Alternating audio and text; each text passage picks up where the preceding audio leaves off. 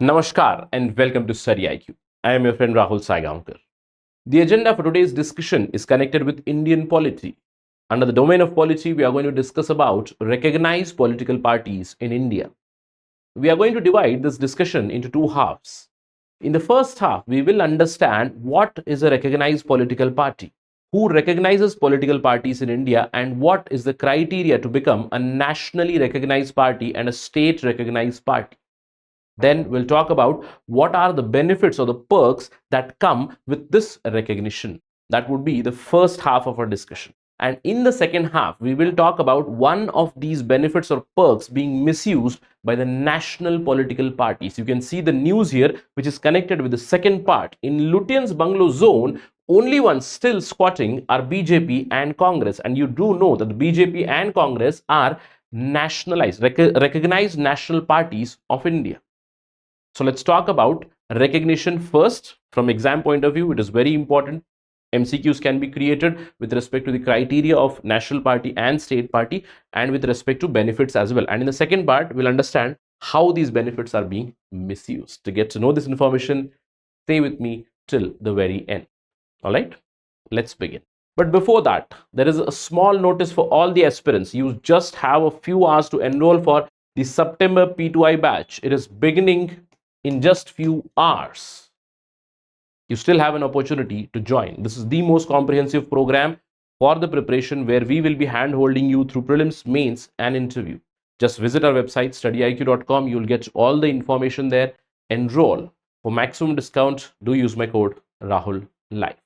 All right, I'll see you in the class. As I told you, our discussion, especially the second half of our discussion, is connected with this. You can see BJP Congress squatting it in Lutyens. Now, Lutyens is an area in Delhi, the high profile area in Delhi, where some land and property is allotted to the recognized national party. Let's try to understand what is that. But before that, what is the meaning of recognition? Who recognizes? Now, this is the document which deals with the recognition of political parties and election symbols. A new document was prepared in 2019 by ECI. Now, first thing, who recognizes a political party? It is the Election Commission of India, which recognizes a political party. It recognizes the political party as a national party or a state party.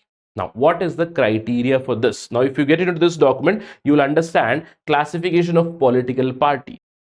Nationalized, recognized national party, recognized state party. Now, but even before that, you need to understand the difference between this concept of registered party and a recognized party.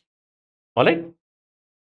Now, registration is mandatory. Any political party which wants to start itself, they have to register with the Election Commission of India. Now, in our country, there are more than 4,000 plus political parties which are registered with the Election Commission of India. Now, how do you register? There is a pro forma of registration. Just give your political party name, give a list of your office bearers, etc., and then you can register by giving some amount of fees with the Election Commission of India. This is basically registration. All right, that means now you are eligible to contest election from this particular party which is registered with the Election Commission of India. Now, recognition is given by the Election Commission of India on the basis of performance. Please remember, on the basis of performance in the election. So, recognition is the next step. First is registration. Of course, you register yourself and then you contest election. If you do well in the elections, then on the basis of your performance, number of votes that you have captured, number of MLA seats that you have won, MP seats that you have won in the elections, the Election Commission of India is going to recognize you. Recognize you as what? Either a state party or a national party. Now, what is the criteria for a state party? Condition for recognition as a state party. Now, these are some of the clauses, and I would appreciate if you remember this from exam perspective. There are 5 criteria. The first criteria is, in the general election to legislative assembly, if you get 6% of votes plus you have 2 MLAs from a particular state, you can be recognized as a state party in that particular state. All right. Say, for example, in Karnataka, if I create a political party, I register myself, and in the next election, I win 2 MLA seats plus 6% of valid votes polled, then I can be recognized as a state party. Or else there is one more criteria. Now, in the general election to the Lok Sabha, if you get 6% of seats from that particular state, and if you return at least one MP, then also you can become a state party. So either for the MLA election, that is a state assembly election, or the general election for the MP election that is going to happen in 2024, you get 6% of votes plus one MP seat. Or else in the last general election to the state legislative assembly, if you have won 3% of total seats, 3% of total seats from the legislature, 3% of seats of MLA, or 3 seats, whichever is the minimum, 3 seats or 3% of seats, then you can be recognized as a state party. Apart from that, for the general election to Lok Sabha, if you win one MP seat for every 25 seats allocated from your state, then also you can become a state party. You can be recognized as a state party. Apart from that, there is a fifth criteria which was added in recent times. Simply, if you are able to get 8% of votes polled without winning any seat, then also you can become a state party. Now, on the basis of performance in the elections, Election Commission of India will decide whether you are going to become a state party or not. And for a national party, the criteria is this. Now, you are going to set up your candidates from different states. In at least 4 or more states for the MP election, you have won 6% of votes plus 4 MP seats from 4 or more states, then you become a national party. Or in the last general election to the Lok Sabha, if your party has won at least 2% of MP seats, not less than 3 states, then also you can become a national party. And there is one more criteria. If you are simply a state party in 4 states, then also you can be declared a national party.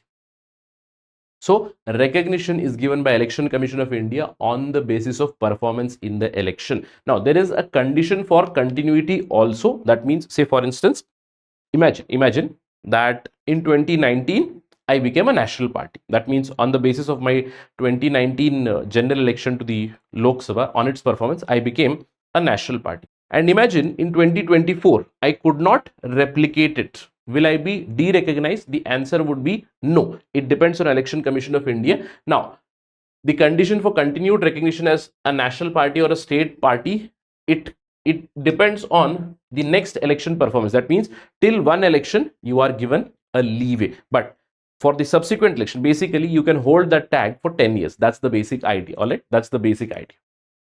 Clear?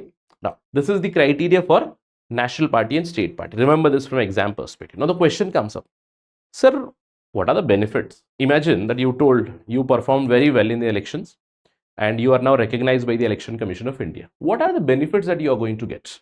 There are certain benefits for them. The first benefit is their symbol would be fixed. If you are a national party, then throughout the country you will get only one symbol that is reserved for you now. That is what? Congress, there is a hand. For BJP, there is a lotus. So that symbol would be specifically for that national party.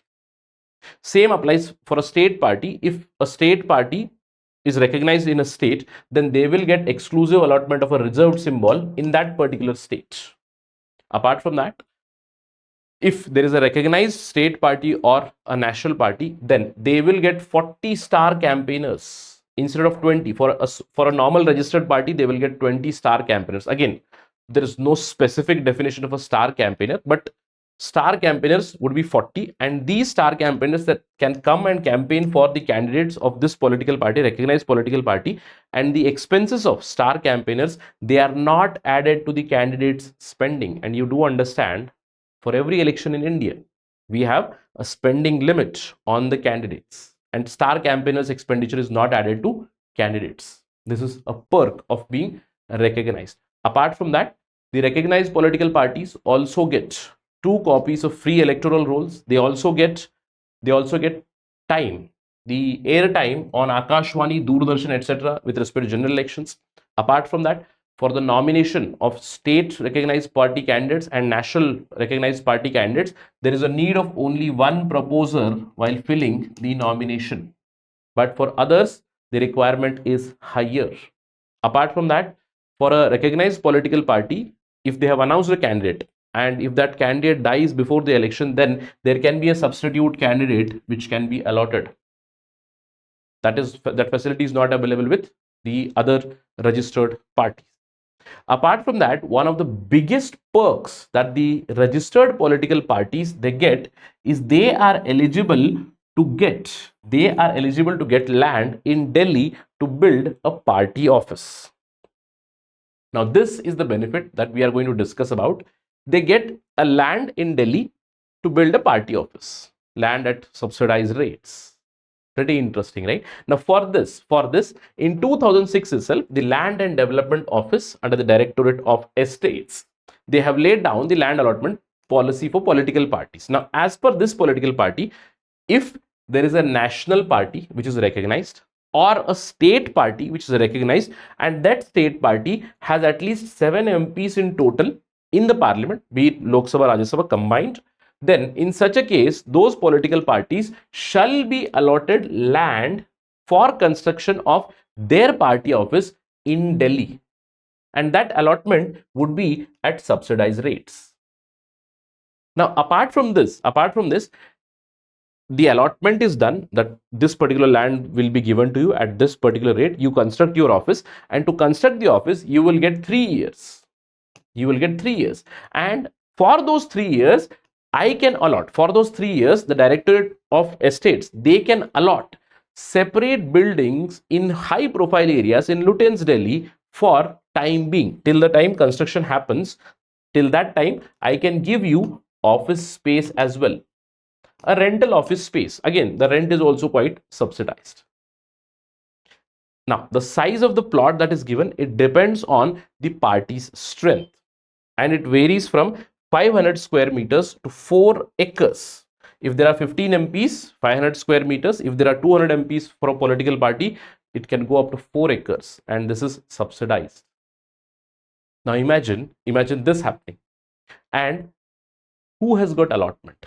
In a RDI reply, the Land and Development Office, it has suggested that the land allotment has been made to Communist Party of India, Congress, Rashtriya Janata Dal, JDU, AIADMK, Trinamool Congress, BJP, DMK, and the Telangana Rashtra Samiti, which has been rechristened to Bharatiya Rashtra Samiti. Now, these people have been already allotted land. Now, they are not just allotted lands, they are allotted even some bungalows or offices. In the meantime, they have to construct their offices. Till that time, they can get certain other offices for their working. And that is what is being misused. Now, this is being misused by political parties continuously. For instance, the Indian National Congress was allotted a land of 8,900 square meters plot near Kotla Road in 2007 to construct their office, construct the political party's office. That happened in 2007. No construction has happened till now. And the Congress is still enjoying all the bungalows that were provided to them. They have a bungalow, 24 Akbar Road. They have 5 Raisina Road, 24 Akbar Road, 26 Akbar Road. In fact, the allotment was later on cancelled as well. In 2013 itself, the allotment was cancelled. Despite that, the political parties are still using these properties for themselves. They have not considered their own political party office.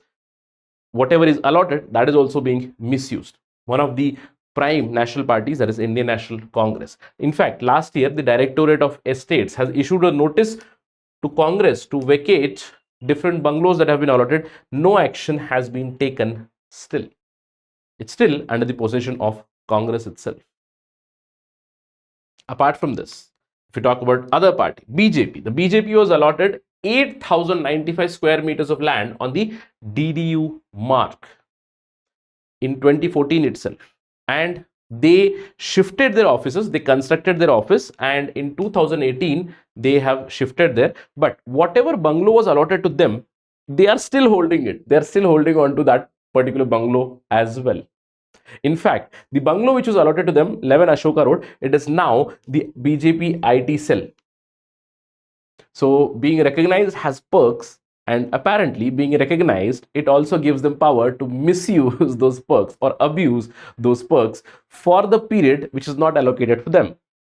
In fact, many other political parties, they have been complaining regarding this, that in fact there is a term which is used, colonization by the national political parties of the prime properties in Lutyens Delhi. That is what is criticized by the other smaller parties which do not get the land there. Now, if you look at the RTI data, you will see that the allocation has been done at Raisina Road to All India Congress Committee, AICC. It has been allocated to Bahujan Samajwadi Party as well, BJP, the Samajwadi Party. In fact, if you look at some of the numbers in the RTI, these RTIs are a little old, if I'm not wrong, 2018, 2019. In one of the RTIs, it was asked how much is the charge or how much is the fees that is collected from these bungalows which the political parties are using. And the license fees, if you look at this, the license fees for the bungalow 24 Akbar Road to the Congress party is rupees 3,920 per month. I'm repeating this, 3,920 rupees per month. Now, in one of the RTIs, it was highlighted, now this is the license fees come rent. In another RTI, it was highlighted that it is more than 70,000 rupees. But again, 70,000 rupees is also peanuts for this particular area, for these bungalows, which are at prime locations in Delhi. So this is what happens with the recognition. As I told you, being a recognized political party, it has its own perks, benefits, and apparently those perks and the facilities are being misused, especially by the two main political parties, two main recognized national parties in India. Let's hope that things get better, and these information are coming from RTI. Whatever bungalows have been allocated, if they are vacated, whenever an update happens, we'll discuss that on StudyIQ. But I hope you have gotten the idea from exam perspective, what is the meaning of recognized political party, how a national party is recognized, state party is recognized, and what benefits they enjoy. They do enjoy perks or benefits for constructing their offices, and this is being misused and abused by so-called political parties. Let's wait for an update. If there is any development on this, we'll discuss it again on StudyIQ. Thank you for watching this video. Jai Hind.